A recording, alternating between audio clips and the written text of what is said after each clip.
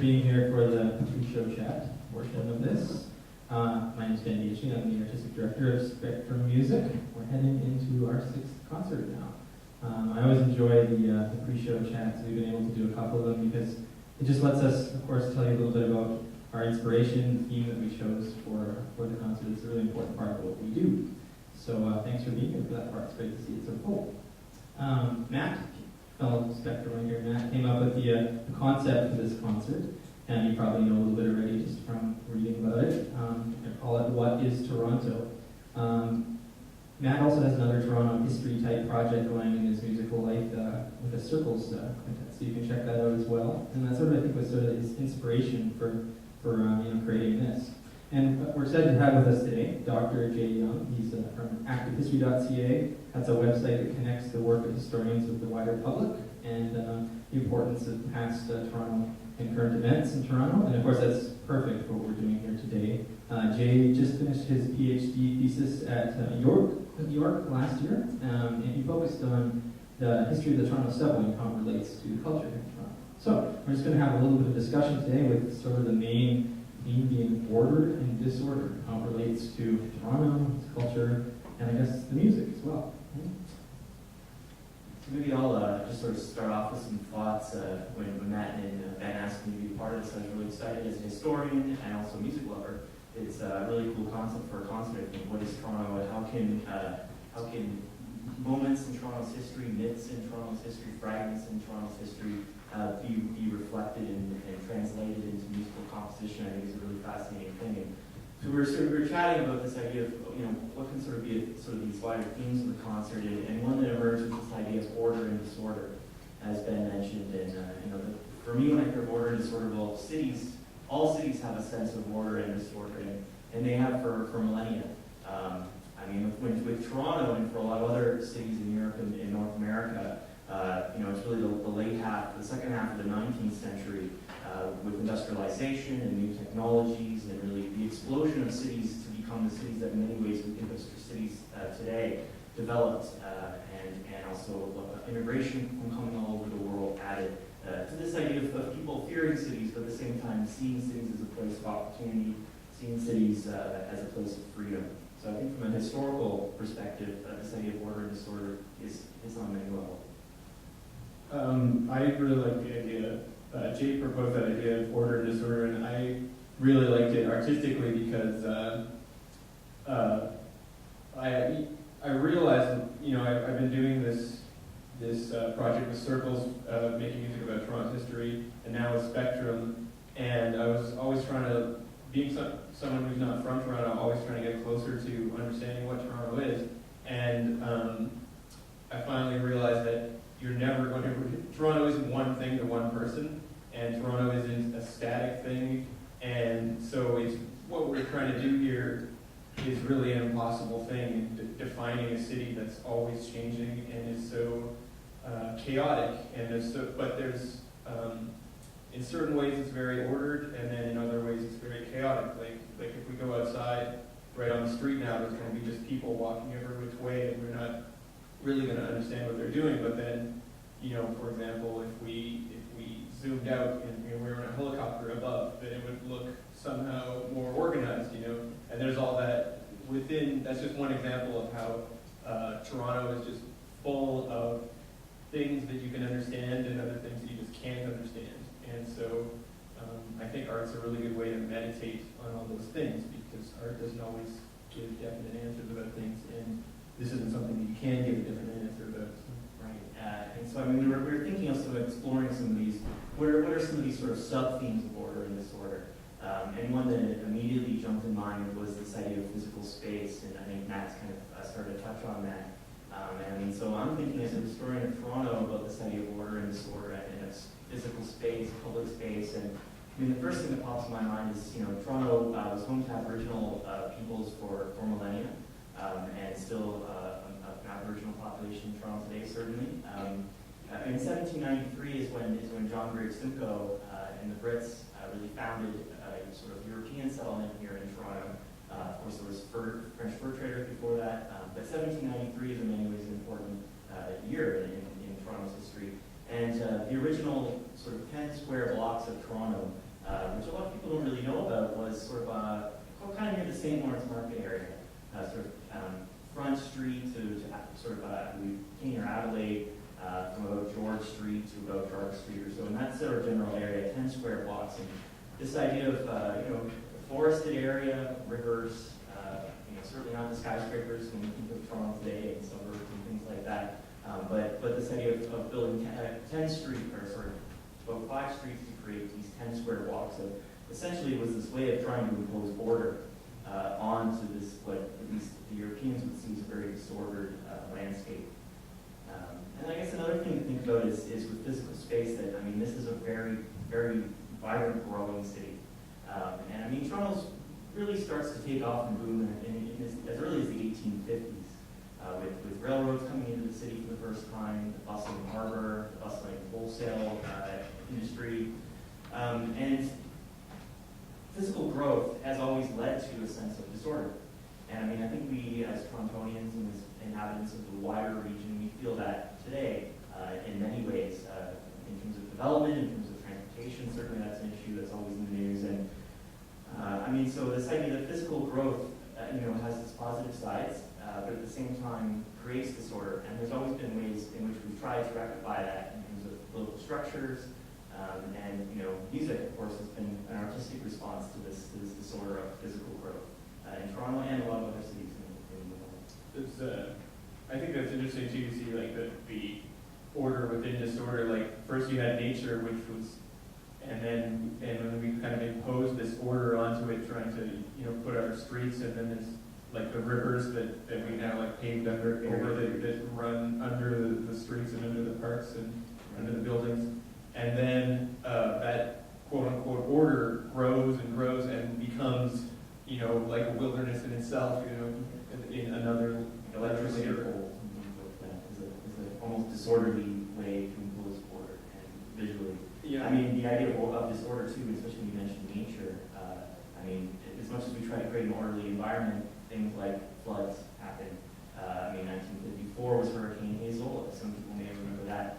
Where again, we try to create an ordered space, yet nature, of course, we can't completely control nature, and it imposes a sense of disorder for us as well. That parallel is really interesting to me, actually, and I did a piece a little bit more about the fire of 1904, and I think that it's just exactly what you're talking about, this way that nature kind of then will come back and impose itself over top of what we do. I feel like there's something about that sort of cyclic build-up towards something, and then it's always sort of a correction back, and I think it's really interesting. You can see that sort of on a macro scale with, the entire ecosystem. You can see it with the systems we create that seem so different from nature, but seem to sort of mirror its behavior, right? And then you can also see it on a really micro level with science and with how certain things behave. So I think to me that parallel is really interesting, and I'm always drawn back to nature in terms of how I'm inspired to compose. So I moved here from somewhere that was very rural, so to kind of reconcile those things, I think it's interesting how those cycles sort of are paralleled in both worlds. There's one thing I think is really interesting about the 1904 fire was that before the fire there was, I think, 3 Union stations, and then which is very disordered, and then this fire came, which seems like a very disorderly thing, obliterated the downtown area, and then they were able to rebuild in a more logical way, in a more planned way. There was just one Union station after that. So hence the name Union Station, a unit of different passenger rail lines, right? like how? Sorry. Just like how a forest fire creates renewal, sort of the same idea. You get this urban renewal that came out of something, really not great at all. So. A phoenix rising from the ashes, sort of metaphor. Right? So, I mean, I guess another theme to move on to when it comes to order and disorder is multiculturalism, the different cultures in the city. And we certainly think of ourselves as a multicultural city, and usually in a very positive way. And I mean, another point in thinking historically is that it has always been a place of many different cultures. Many different Aboriginal peoples live here, and that would be reflected in the one piece on the Huron creation myth. And the 19th century was mostly British people that were living here, of British descent. But if you were to travel back to the 19th century, the difference between the Irish and the Protestant Irish and Catholic Irish versus the Irish and versus the Scottish or the English was a huge, those were the different cultures of the city, right? And I think today we might not understand the sort of the diversity of these cultures of the 19th century, but they would have considered themselves to be different cultures, different peoples. And of course, the turn of the century is when you see a huge rise in the Jewish population being here. The Miles Nadal Jewish Center makes certainly sense to underline that. The early, sort of the first half of the 20th century, the Jewish people of Toronto were actually the largest sort of minority culture in the city. And of course, Italians coming over as well, and Italians, Macedonians, these are the people that really built a lot of the city. Michael Anbache's book, In the Skin of a Lion, a beautiful book, talks about how Eastern Europeans, Southern Europeans were often the ones who built the city. And then it's really in the 50s and the 60s, and especially by the 70s, that I think Toronto starts to self-identify as a multicultural city. There's things like Caravan, which some people may remember, but it was a sort of multicultural festival in the late 60s where you would travel to different places in the city and experience Nigerian culture, experience Ukrainian culture. So it's sort of one of these precursors to multiculturalism we think of today. And I guess the last thought to think of for me in terms of a historian is that by the 1970s, the federal government in Ottawa recognizes multiculturalism as an official government policy. And that certainly, again, ingrains in Torontonians the idea that this is a multicultural city. And certainly by the 70s, people were coming not just from Europe, but from all over the world, from Asia, from Africa, even South America as well. There's two pieces today that I think deal with multiculturalism, which maybe speaks to what a big part of Toronto's identity it is. There's Dietschi's piece, Christy Pitts, about the Christy Pitts riot, which was an anti-Semitic riot that took place not too far from here in 1933. And then the other piece is my own piece, which we're starting with, where it was inspired by all the different languages, which is another kind of mix of order and disorder in Toronto that you just, especially since I've been writing this piece, I've really been noticing just walking down the street, like it seems like every other person is speaking a different language, and it's every time I see somebody, I never know what language they're going to be speaking. I never know what language to expect, And I remember like being on the bus and just hearing different language in every conversation, and so I think that's with all the different areas of different cultures in Toronto, there's also a kind of organization of the different cultures, but at the same time it's very chaotic and everything mixed together. So. Kind of another interesting point to get end on the multicultural theme is the idea, probably almost everyone in this room, or maybe a majority, are immigrants to the city in a certain sense. All three of us weren't born in the city, and it might be the same situation with a lot of you in the audience too. That's another part of Toronto's story of migration that doesn't often get covered as much as sort of the wider story of international migration, is that many people who move to Toronto come from within Canada for opportunity. And historically this has been so. There's been definitely a very large trend throughout the last 100 years or so of migration from eastern Canada, especially Newfoundland, and people from small town Ontario as well coming to the city for the opportunities that it presents. I guess the last thing that we were thinking of is this idea of the order and disorder as reflected in politics and power and civic engagement. Again, this idea of order and disorder in terms of political power has certainly always been a theme in Toronto.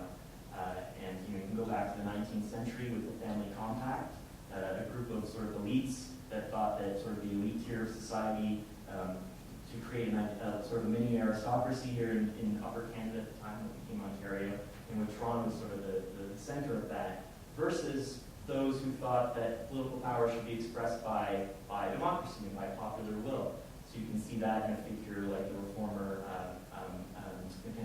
William Mackenzie, who was our first mayor as well in 1834, who eventually led the rebellion of 1837 down Yonge Street, ill-fated rebellion. Exactly. Short-lived. Exactly. So which ultimately led itself to reform, to democratic reform in Upper Canada.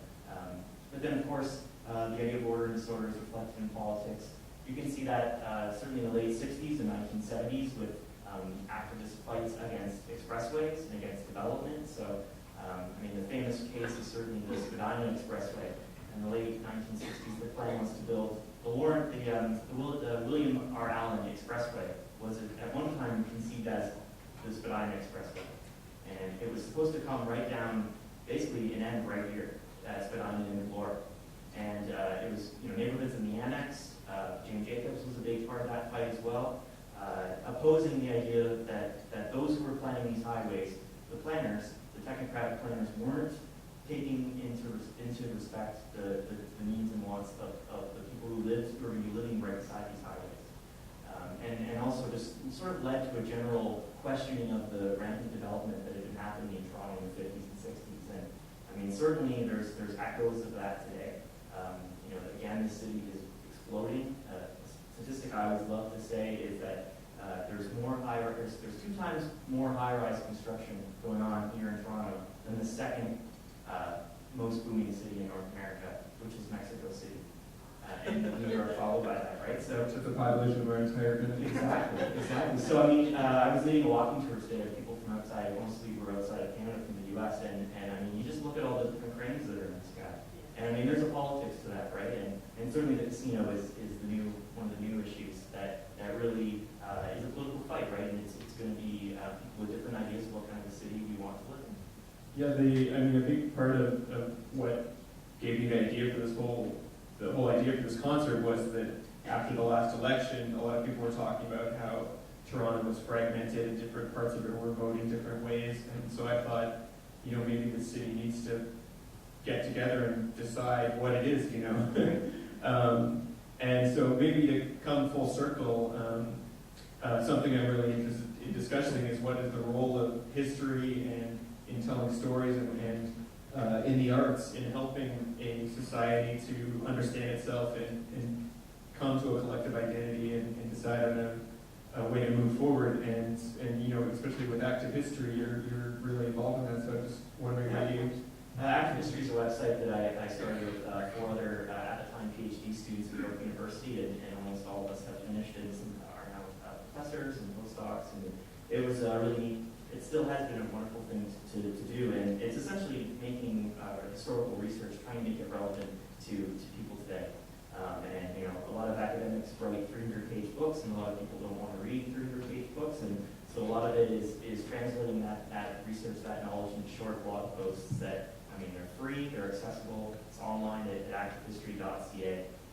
And I think wider, in terms of being a historian and thinking about how history matters in the present and how it's related to power and politics, is that, on the one hand, the past is a foreign country is the famous term. The past is a different place than today. And appreciating that in itself is always fascinating, to think about the ways that people lived in the past, whether they're elites or ordinary people. On the other hand, we of course got here today through the past. And so understanding a lot of our current political debates, or whether it's something like, the rampant development that's happened in terms of condos and casino, things like that. I think we all as citizens get a better understanding and appreciation of these issues by kind of thinking about how Toronto, for example, has developed in the past, how we got here today. That's great. I think with that, we'll just take a short 5-minute break, and we'll be back with some music to express all that.